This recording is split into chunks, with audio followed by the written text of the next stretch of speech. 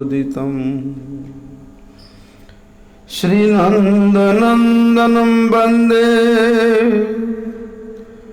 राधिका चरणद्वयं गोपीजनसमायुक्तं वृन्दावनमनोहरम् गुरवे गौरचन्द्राय राधिकाय तदालय कृष्णाय कृष्णभक्ताय तद्भक्ताय नमो नमः। वाञ्छाकल्पतरुर्भ्यश्च कृपा सिन्धुभ्यैव च पतितानं पावनेभ्यो वैष्णवेभ्यो नमो नमः। पतितपावन परम करुणामय परम आराध्यतम गुरुपाद पद्म नित्यलीला प्रविष्ट ओम विष्णुपाद परमहंस परिव्राजकाचार्य अष्टोत्तर शत श्री श्रीमद शिल भक्ति वल्लभ तीर्थ गोस्वामी गुरु महाराज के श्री चरण कमल में अनंत कोटि साष्टांग दंडवत प्रणाम करते हुए उनकी अहेतु की कृपा प्रार्थना करते। कल हम लोग श्रवण किया था कि भगवान कभी भी किसी भी परिस्थिति में किसी भी दशा में हो किसी का अमंगल नहीं चाहते। उनके प्रत्येक क्रिया में उनके प्रत्येक इच्छा में मंगल ही मंगल होता है, क्योंकि भगवान मंगलमय है। भगवान श्रेय वस्तु है, इसलिए श्रेय वस्तु के अनुगत्य स्वीकार करने मात्र से ही श्रेयता को ही प्राप्त होता है।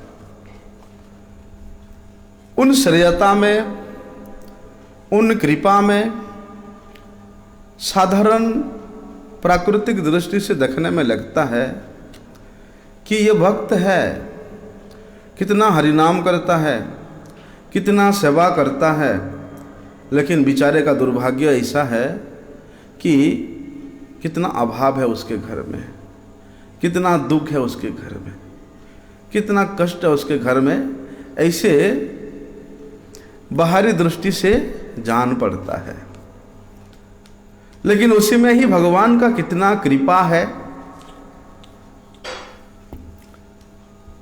उस कृपा को अनुभव करना ही, उस कृपा को समझना ही वास्तव रूप में भगवान की दया ही है। जैसे एक सत वैद्य असत वैद्य ने, एक सत वैद्य क्या करता है, रोगी के रोग को दूर करने के लिए उसको औषधि देता है। चाहे किसी भी प्रकार से रोग का नाश करना और उस रोगी को स्वस्थ करना उसका लक्ष्य होता है, उसका उद्देश्य होता है। लेकिन वे सद्वैद्य इस बात को नहीं देखता कि वो जो दवा दे रहा है, वो जो काढ़ा दे रहा है, वो कड़वा है या मीठा है, रोगी को वो अच्छा लग रहा है या नहीं लग रहा है, हैं?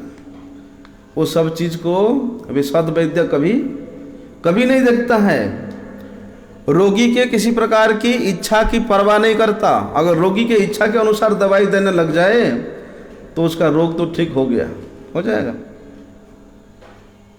इसलिए रोगी तो चाहता है कि मुझे सुस्वादु, पुष्टिवर्धक, स्वास्थ्यवर्धक, जो जीव को अच्छा लगने वाला दवाई दो। लेकिन वही दवाई से उसका रोग वृद्धि होगा। अगर रोग में उसका किसी प्रकार की स्वस्थता नहीं होगा तो सद्वैद्य कभी भी उसको उस प्रकार के कुपथ्य नहीं देगा। कई बार क्या होता है, जो रोगी होता है, अगर डॉक्टर उसको थोड़ा कड़वा दवा दे दिया या इंजेक्शन ऐसा दे दिया जिसमें बहुत जलन होता है, ये होता है, वो होता है, तो वो रोगी उसको डांटता है डॉक्टर को, है ना, डांटता है, गाली भी देता है डॉक्टर को। लेकिन जो सद्वैद्य है उस रोगी के बकने की, रोगी के इस प्रकार से असभ्य भाषा में झगने की उसकी कोई ख्याल नहीं रखता है। उसके मन के मुताबिक, उस रोगी के मन के मुताबिक नहीं चल के उसके इच्छा के विपरीत चलते हुए उसने कड़वा से कड़वा काढ़ा बना करके उसको पिलाता है, उसको ठीक करता है। लेकिन आजकल क्या होता है बाजार में, रोगी जैसा चाहेगा डॉक्टर भी ऐसा ही दवा देता है। आजकल तो सब डॉक्टर बन गए हैं मोबाइल देख करके। डॉक्टर अगर किसी दवाई लिखता है तो रोगी बोलेगा नहीं सर ये दवा उससे अच्छा है, हैं? हमारे यहाँ भी एक वैद्य है, पेपर में देखेगा पेपर में देखेगा कि ये वाला जो तैल है ये मर्दन करने से घुटनों का दर्द ठीक हो जाएगा, और खरीद के ला के उसको हमारे वैद्य जो है मर्दन भी करता है और इतना बीमार पड़ जाता है। क्या हुआ था ना इसे? हाँ, आजकल क्या होता है, डॉक्टर लोग ठीक है चलो पेशेंट बोल रहा है उसी के हिसाब से दे देते हैं। जो मुंह मांगी दवा मांगता है डॉक्टर लोग उसको उसी के मुंह मांगी दवा दे देते हैं। वो लोग कभी विचार नहीं करते उसमें रोगी का हित होगा, यहाँ अहित होगा, क्योंकि उस रोगी का उस डॉक्टर के पास, उस वैद्य के पास समर्पण नहीं है, विश्वास नहीं है, श्रद्धा नहीं है, तो फिर वो डॉक्टर उसको उसके मन के मुताबिक ही देता है। इसी प्रकार जीव भगवान के तटस्थ शक्ति के अंतर्गत होने के नाते ये जीव चाहता है, भगवान तो चाहते हैं कि जीव मेरे सेवा करके, मेरे नाम का संकीर्तन करके, मेरे भक्तों का संग करके वे मेरे नित्य धाम को प्राप्त हो। लेकिन जीव चाहता है नहीं नहीं नहीं भगवान, मुझे तो अभी संसार में जाना है, विवाह करना है, संसार के भोग को, संसार के सुख को भोगना है। स्वयं भगवान को रास्ता दिखाता है, तो उससे क्या उसका मंगल होगा। इसी प्रकार जिस प्रकार से उस सद्वैद्य का उद्देश्य रहता है किसी ना किसी प्रकार से उस रोगी के रोग को समूल विनाश करना, उसी प्रकार भगवान भी अपने भक्तों में, भगवान के भक्तों में भी अगर किसी प्रकार के रोग दिखाई देता है, जिस प्रकार का रोग होता है भगवान के व्यवस्था में उसी प्रकार का औषधि भी है। भगवान जीव के प्रत्येक रोग की, प्रत्येक एक्टिविटी की, प्रत्येक कार्य की ख्याल रखते हैं। लेकिन जीव स्वयं के ख्यालों में चलते हुए, स्वयं के इच्छा के अनुसार वार्ताव करते हुए अपने स्वयं के मंगल के रास्ता को रोक देता है।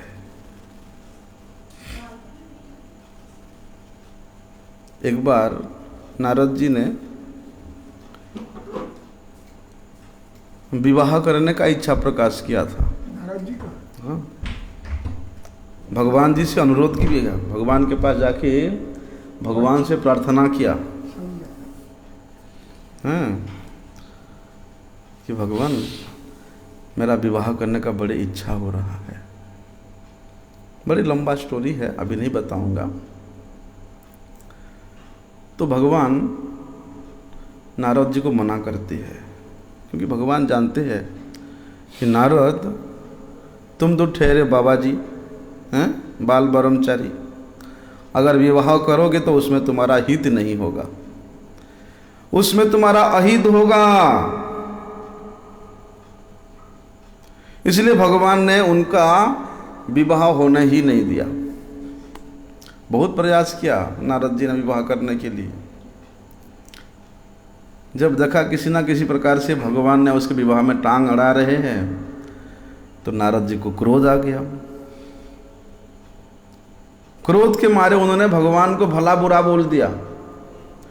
अरे भगवान को श्राप तक दे दिया, अभिशाप दे दिया भगवान को।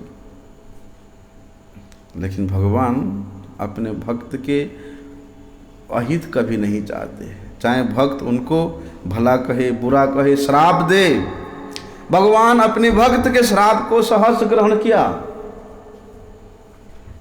परंतु अपने भक्त को, नारद जी को, अपने कर्तव्य से कभी भी च्युत होने नहीं दिया। ऐसा भगवान की दया है, ऐसा भगवान की कृपा है। अभी वही रोगी रोग मुक्त होकर के एकदम स्वस्थ हो गया है, प्रोटीन युक्त खाद्य खा करके वे बल प्राप्त कर लिया है। अभी उसको जो भी खाता सब हजम हो जाता है, खाने पीने का उसको अधिकार तभी मिलता है जब उसका रोग समूले नाश हो जाता है। तब तक डॉक्टर उसको खाने नहीं देता, ये नहीं खाना, वो नहीं खाना, वो नहीं खाना, है ना।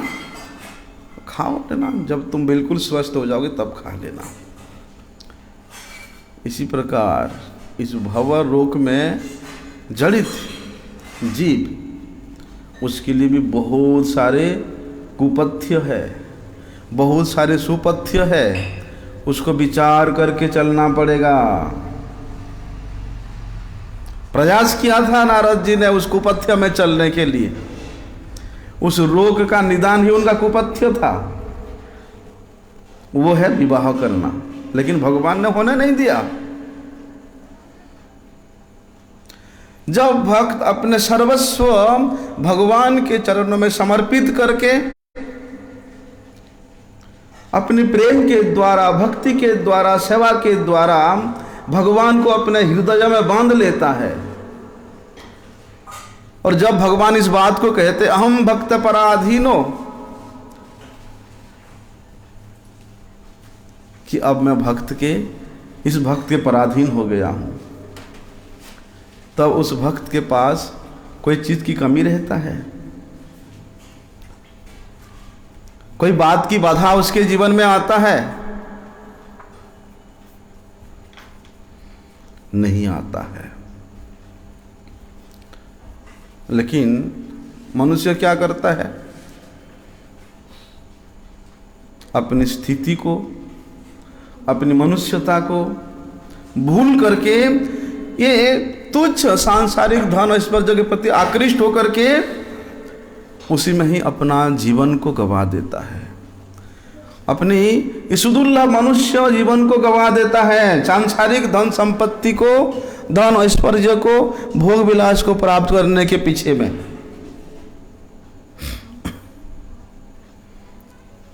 जितना चेष्टा मनुष्य इस संसार में रहते हुए तुच्छ संसार की भोग प्राप्त करने के लिए प्रयास करता है, कठोर परिश्रम करता है, अगर उतना परिश्रम, उतना साधना, उतना मनोनिवेश, उतना अपने इंद्रियों का निवेश भगवान के लिए करे तो,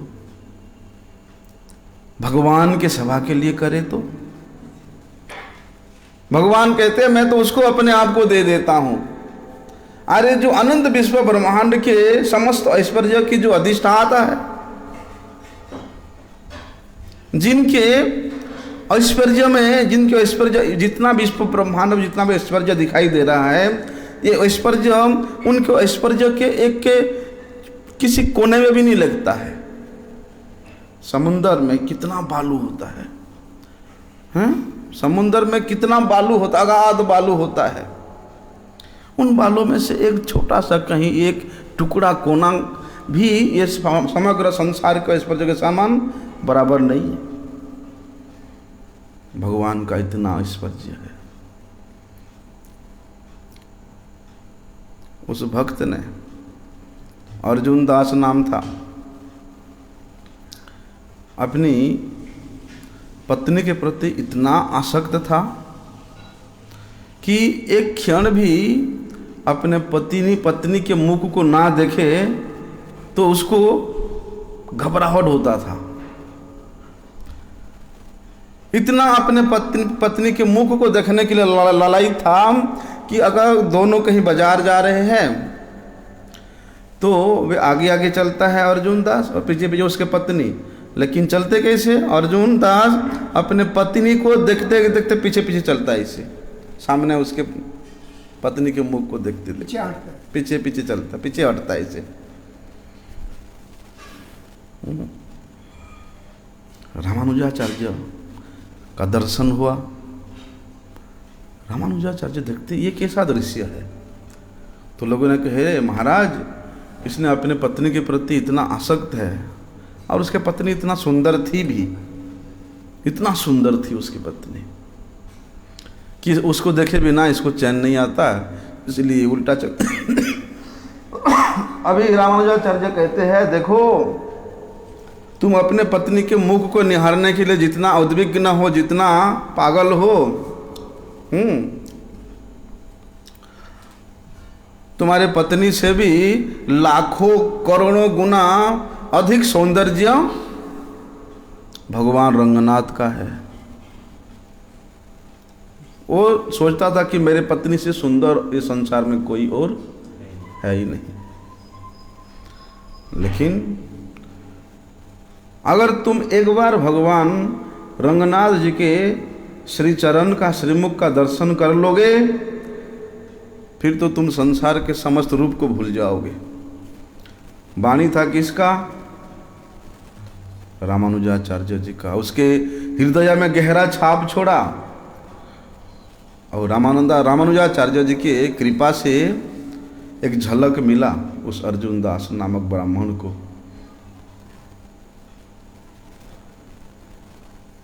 भूल गया सब कुछ, कहाँ पत्नी, कहाँ संसार, कहाँ घर, कहाँ बाड़ी, सब भूल गया, और उनके चरण में शरणागत होकर सारा जीवन भजन किया। इसलिए जो अखिल विश्व ब्रह्मांड के समस्त ऐश्वर्य को अधिष्ठाता है, समग्रस्य ऐश्वर्यस्य वीर्यस्य जशस्य श्रिय ज्ञान वैराग्य स्वर्णमिति भगवान, जिनमें ये षड़ैश्वर्य परिपूर्ण रूप से है, उनका दास जो है, उनके कृपा से अभिषिक्त जो मनुष्य, जो साधक है, उसको भला ये संसार के तुच्छ भोग ऐश्वर्य के प्रति आसक्ति हो सकता है? कभी नहीं हो सकता।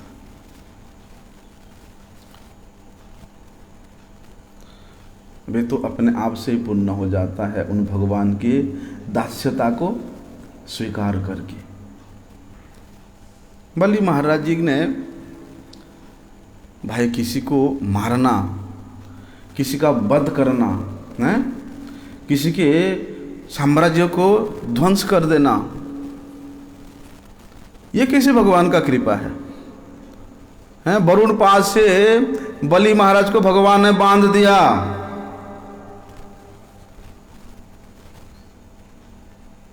एक प्रकार से बलि महाराज का वो मृत्यु ही था। तो ऐसे विकट स्वरूप, भगवान के ऐसे विकट स्वरूप को देख करके भी क्या बलि महाराज घबराया था? नहीं घबराया, बरम स्वागत किया था। हाथ जोड़ करके भगवान ने बलि का समस्त धन ऐश्वर्य सब कुछ हरण कर लिया। बलि के साथ अग्नि परीक्षा हुई, परंतु उस परीक्षा में उत्तीर्ण होने के बाद बलि को भगवान ने उन रमणीय, सुप्रसिद्ध, समृद्धि संपन्न सुतल लोक के राज्य का शासक बनाया। उस राज्य ही बलि महाराज को भगवान ने दे दिया, जिस सुतल लोक को प्राप्त करने के लिए बड़े बड़े देवता भी अभिलाषा करते हैं, क्योंकि उस सुतल लोक में ना जरा है, ना व्याधि है, ना भ्रांति है, ना तंद्रा है, ना रोग है, ना शोक है, ना किसी प्रकार की वहां पर जागतिक उपद्रव है। उस सुतल लोक का राज्य भगवान ने बलि को दे दिया। अरे भगवान बलि को इतना ऐश्वर्य दे करके भी चुप नहीं रहे। क्या कहे भगवान? बलि को साबरनी मनमंत्र में इंद्र बनने का वर भी दे दिया। तब तक तुम सुतल लोक के साम्राज्य करते रहो। इतना ही नहीं, उस समय तो वहाँ प्रहलाद महाराज भी थे। प्रहलाद महाराज को कहते हैं भगवान कि वत्स प्रहलाद, देखो तुम अपने इस पौत्र बलि के साथ इस सुतल लोक में जाकर के रहो और अपने जाति के लोगों को तुम भी सुख प्रदान करो, सुख पहुंचाओ, तुम भी आनंद से वहाँ रहो और तुमको वहाँ सदा में बलि के द्वार में गदा लिए हुए नित्य निरंतर दर्शन दूंगा। अर्थात भगवान बलि को इतना सब कुछ देने के बाद क्या बोलते हैं, वहां तो भगवान बलि के द्वार का द्वारपाल होना भी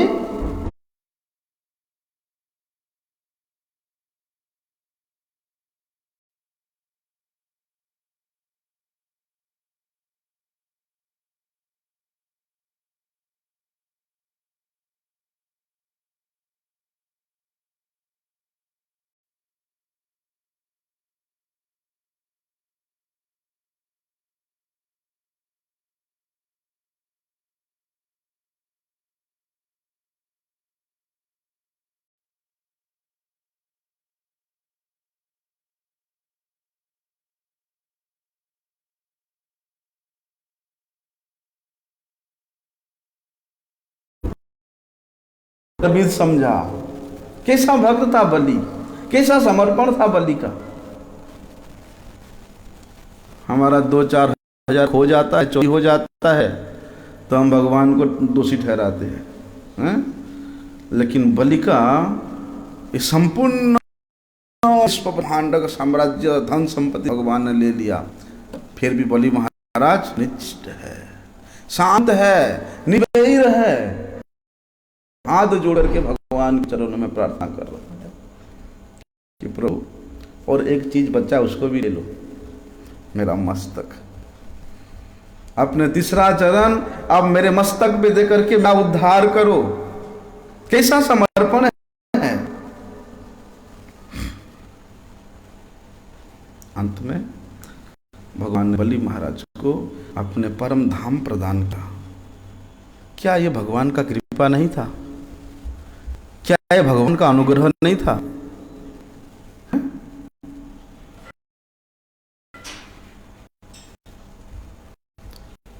अरे भगवान के कृपा को कौन समझ सकता है। भगवान ने तो हिरण्यकशिपु, रावण, कुंभकर्ण, शिशुपाल, दंतवक्र, भगवान ने इनको उद्धार करने के लिए, इनको कृपा करने के लिए, किस प्रकार का कृपा का वध करने के लिए। अरे किसको माना, वध करना भला भगवान का कृपा है। हाँ, और भगवान ने इनको कृपा करने के लिए, वध करने के लिए भगवान ने 4 बार अवतार लिया। क्या था ये उनका प्रेम ही तो था। उनका भक्ति ही तो था, उनका समर्पण ही तो था, क्योंकि उन पर भगवान का अपार कृपा करनी थी। इसलिए भगवान 4 बार अवतार भी लिया।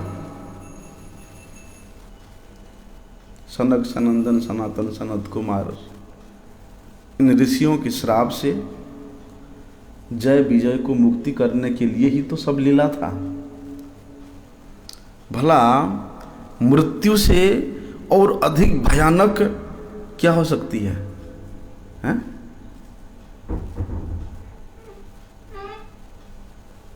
तो भगवान अपने द्वारपाल इनको किस प्रकार का कृपा किया? बोलते हैं मृत्यु का कृपा किया, मृत्यु रूप से कृपा किया, उनका वध करके कृपा किया। कोई साधारण मनुष्य समझ नहीं सकता कि भगवान ने हिरण्याक्ष हिरण्यकशिपु को कृपा किया। कोई साधारण मनुष्य समझ नहीं सकता कि भगवान ने रावण कुंभकर्ण को कृपा किया, दंतवक्र शिशुपाल को कृपा किया। लेकिन इस कृपा के अंदर भगवान का इतना आत्मीयता था, भगवान का इतना प्रेम था उन जय विजय के प्रति कि भगवान अलग अलग युग में अलग अलग अवतार लेकर के उनके लिए कृपा किया, उनका वध किया। कैसा कृपा है!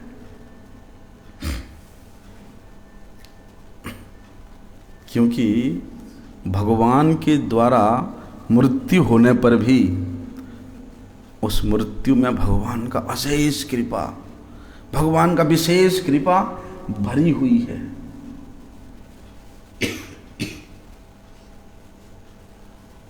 तो क्या जितने भी राक्षस हुए, जितने भी दानव हुए, उनमें से अधिकांश दानवों का नाश तो भगवान के हाथों से ही हुआ। तो क्या भगवान का उनके प्रति विशेष कृपा था? भगवान ने कृपा किया।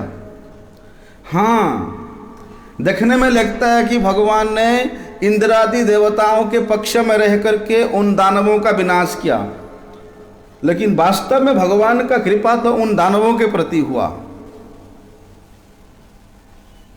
और देवताओं को भगवान ने वंचित किया।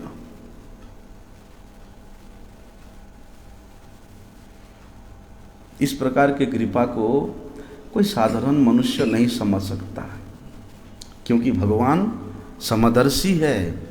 उनकी कृपा समान रूप से सबके प्रति प्रतिफलित होती है। उनके कृपा में किसी प्रकार की सामंजस्यता नहीं है, चाहे देवता हो चाहे दानव हो।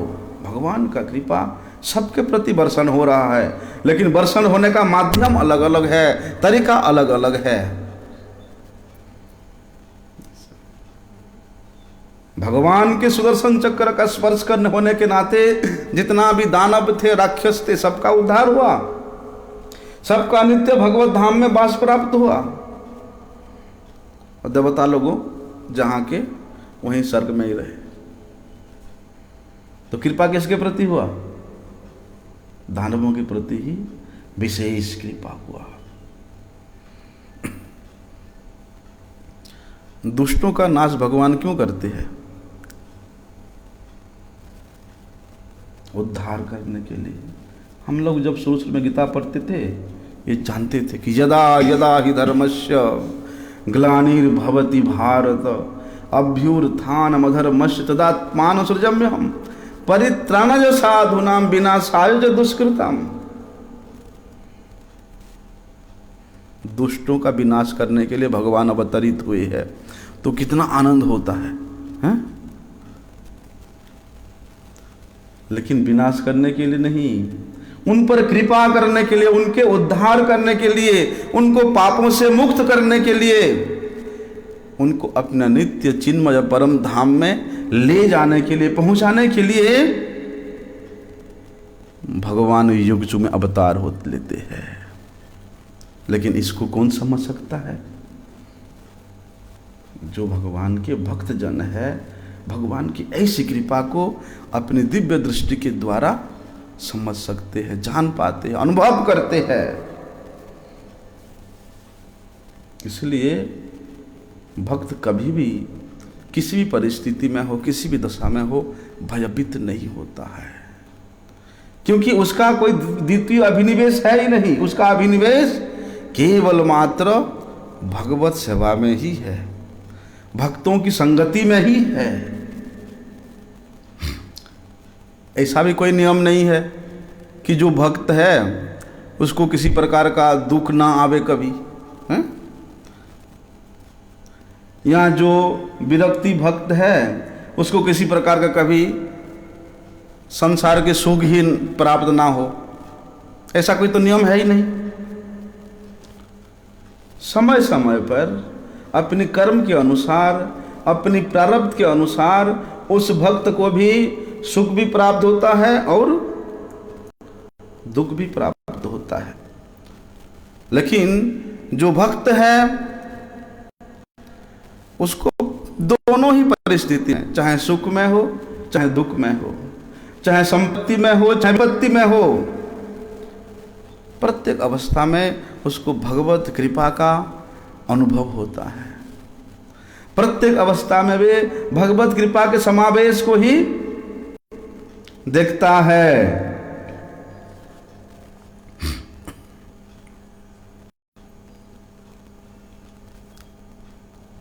और वे भक्त कभी भी भगवान से कोई सांसारिक वस्तु की मांग नहीं करता। इस प्रकार के भक्त कभी भी अपने दुख की निवृत्ति के लिए भगवान से प्रार्थना नहीं करता।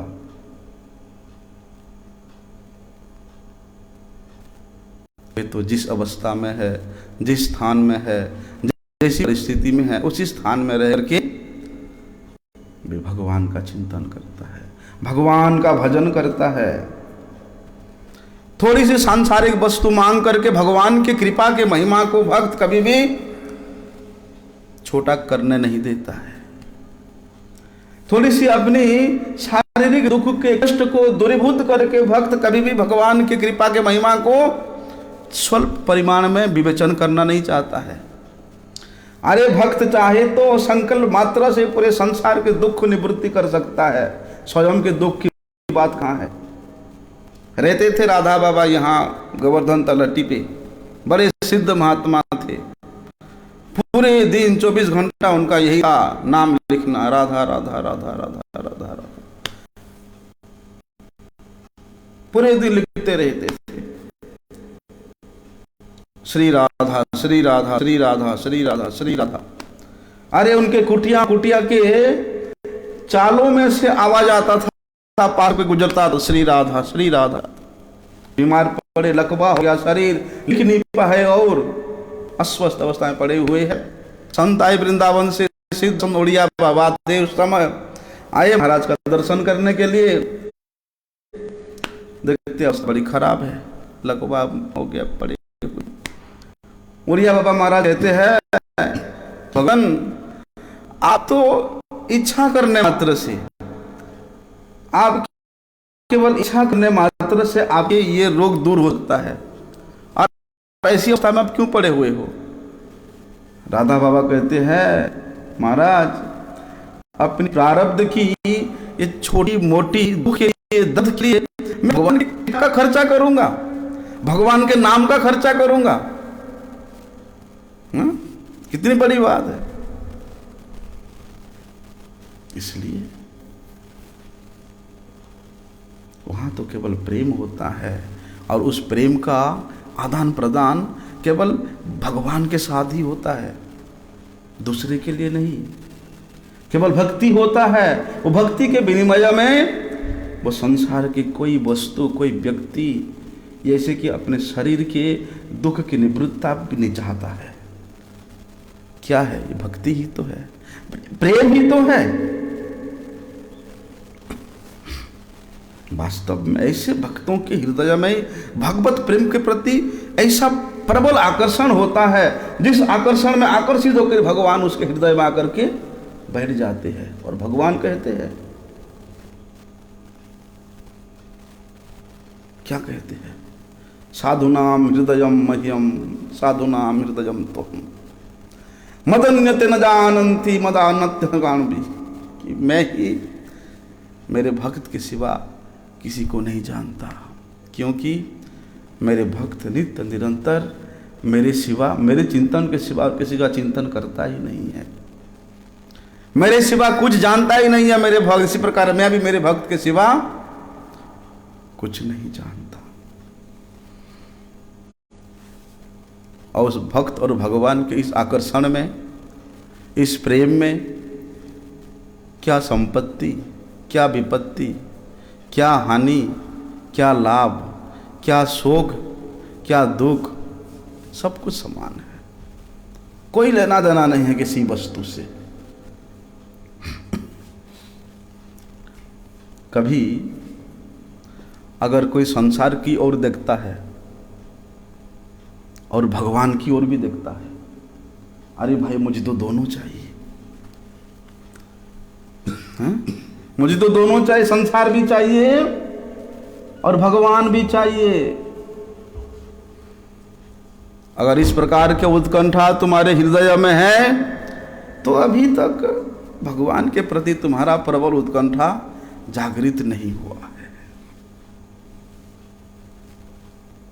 क्योंकि गुरु जी कहते हैं, रवि रजनी नाही रहे एक ठाम, दिन और रात एक ही समय में एक ही जगह में नहीं हो सकता है।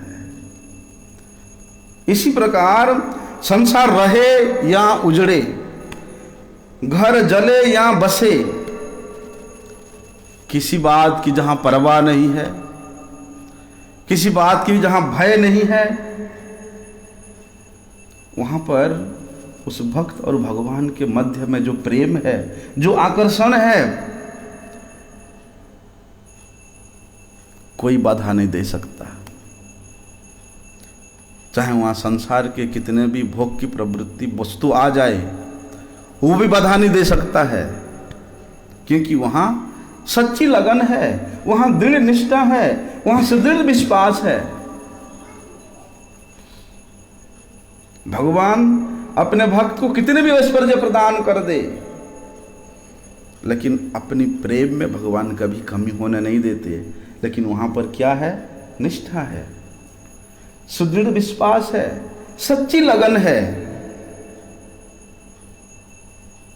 और भगवान अपने भक्तों को किसी वस्तु की कभी कमी होने देते ही नहीं है, किसी वस्तु की कमी होने देते भगवान।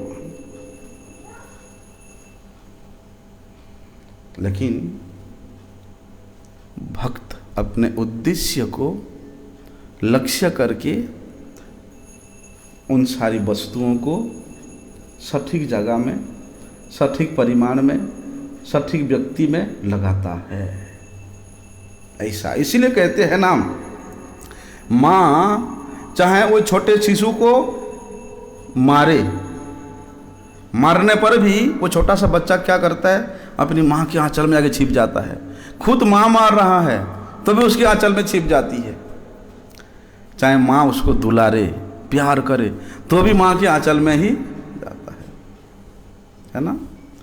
इसलिए भगवान चाहे अपने भक्त को इस संसार में भाव का, अभाव का, संपत्ति का, विपत्ति का कितना भी व्यवस्था दे ना जी, हम तो केवल सुख के समय में ही भगवान का सुमिरन करेंगे, हैं, दुख के समय में करेंगे, सुख में क्यों करेंगे? ऐसा नहीं। सुख में हो, दुख में हो, हानि में हो, लाभ में हो, प्रत्येक क्षण जो भगवान के चरण छाया को नहीं छोड़ता, उसका भय कहीं नहीं है। उस शिशु, छोटा सा बच्चा माँ के गोद में रहने के बाद उससे बड़ा साहसी वो संसार में कोई नहीं है।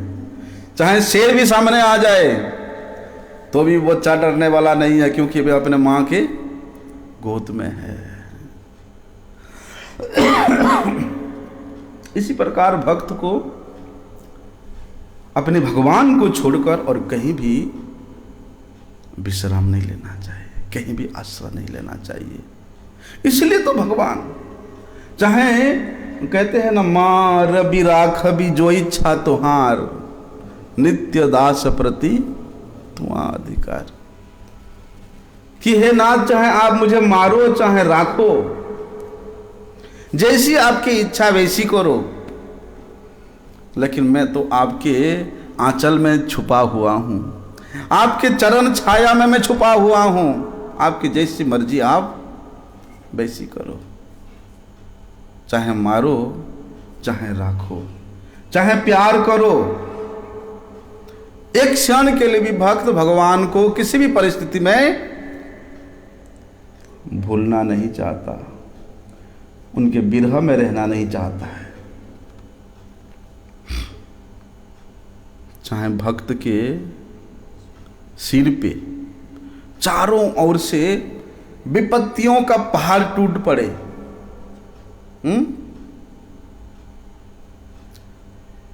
और उसको चारों दिशा अंधकार हो जाए, संभव हो तो सांसारिक विपत्तियों में ही उसको प्रत्येक क्षण बिताना पड़े, तो ऐसी विपत्ति में भी, जहां पर कोई विपत्ति का अभाव नहीं है, ऐसी विपत्ति में भी उसका मन उस परम प्रेम के आलय सदृश प्रेमास्पद भगवान के चरणों में निमग्न रहता है। भूल करके भी वे भगवान के कृपा से लेश मात्र समय के लिए अपने आप को वंचित करना नहीं चाहता, क्योंकि उस प्रेम में, उस भक्ति में, उस शरणागति में जो आनंद है, जो सुख है, चाहे संसार के दुखों का पहाड़ भी पड़े, कोई लेना देना नहीं है।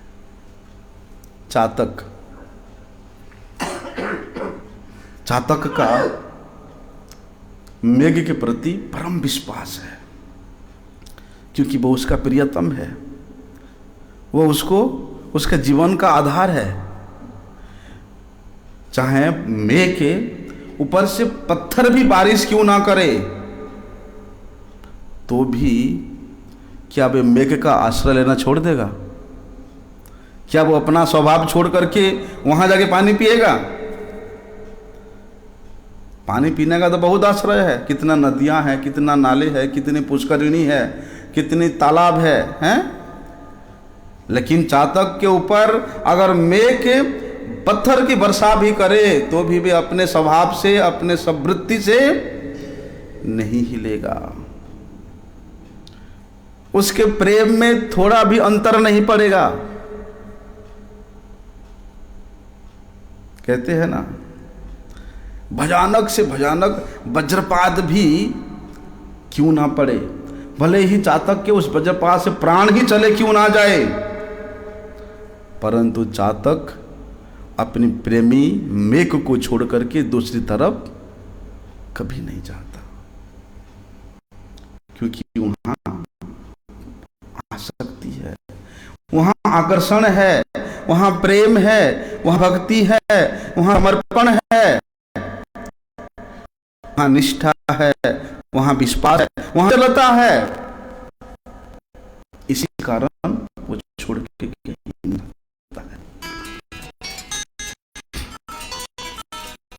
इसी प्रकार भक्त के भी निश्चित निश्चयता में ही रहना चाहता है।